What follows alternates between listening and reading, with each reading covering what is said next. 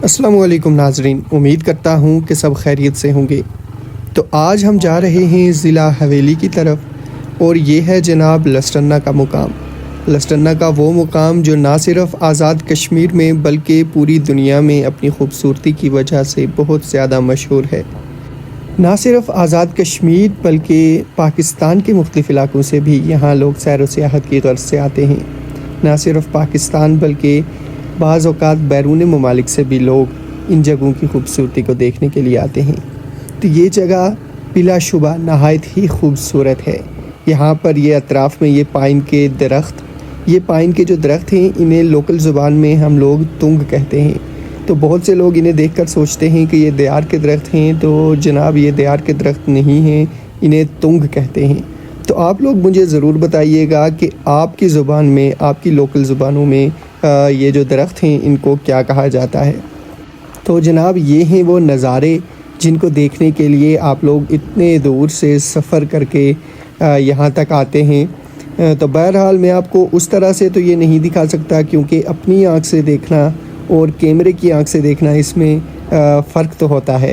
بہرحال پھر بھی میں آپ کو یہ نظارے دکھانے کی کوشش کرتا ہوں، تو آپ ان نظاروں کو انجوائے کیجئے۔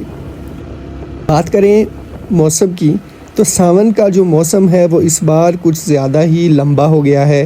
اس بار ساون برسا کم ہے اور لٹکا زیادہ ہے۔ اور خاص کر کے اس مقام کی اگر ہم بات کریں، لسٹرنا کے مقام کی، تو یہاں تو موسم سالہ سال تقریباً ایسا ہی رہتا ہے۔ اگر آپ باغ کی طرف سے آتے ہیں، یا آپ راولہ کوٹ کی طرف سے آتے ہیں، یا آپ ضلع حویلی کی طرف سے آتے ہیں، تو باغ، حویلی، راولہ کوٹ، وہاں جو شہر ہیں اور شہر کے جو مضافاتی علاقے ہیں وہاں کا موسم خوشگوار ہوتا ہے، وہاں کا موسم صاف ہوتا ہے، دھوپ ہوتی ہے۔ مگر جب بھی آپ اس مقام پر آ کر پہنچتے ہیں تو یہاں پر آپ کو زیادہ تر جو موسم ہے وہ اسی طرح کا دیکھنے کو ملتا ہے۔ یا تو یہاں پر دھند پڑی ہوگی، یا یہاں ہلکی ہلکی بارش ہو رہی ہوگی۔ بہرحال جی موسم تو یہاں کا ایسا ہی ہے، اور اسی وجہ سے اس مقام کو اتنا زیادہ پسند کیا جاتا ہے۔ جون کا مہینہ ہو، جولائی کا مہینہ ہو، گرمیاں ہوں، یہاں پر ہمیشہ سردی ہی رہتی ہے۔ اور یہاں پر جب بھی آپ نے آنا ہے تو اپنے ساتھ آپ نے کوئی سویٹر، کوئی جیکٹ ضرور رکھنی ہے، کیونکہ یہاں کا موسم آپ کی سوچ سے بھی زیادہ ٹھنڈا ہوتا ہے۔ تو باتوں میں ہم پہنچ چکے ہیں لسٹرنا سیلفی پوائنٹ پر۔ یہ سامنے ایک نیا سیلفی پوائنٹ بنایا گیا ہے۔ یہاں سے بائیں طرف جو سڑک جا رہی ہے وہ جاتی ہے جناب حاجی پیر کی طرف، اور حاجی پیر سے ہوتی ہوئی واپس کوہٹا شہر کی طرف جاتی ہے۔ جبکہ یہ جس سڑک پر ہم جا رہے ہیں، جو دائیں طرف یہاں سے سڑک آ گئی ہے، یہ سڑک یہاں سے جاتی ہے محمود گلی۔